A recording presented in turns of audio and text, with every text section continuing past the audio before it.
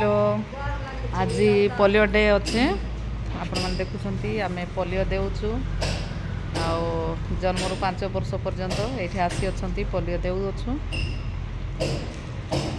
आज बूथ रे देचु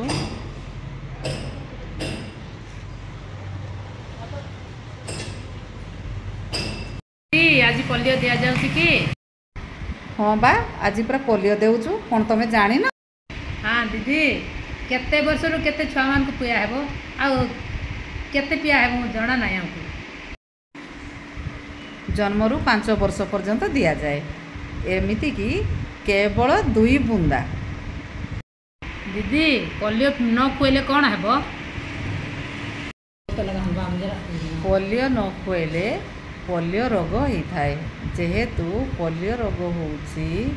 आमर गोटे शरीर पर बहुत मारात्मक बेमार है एपाई तुमने केवल 2टा बूंद पीएले छुआ मैंने सुस्थ सबल रे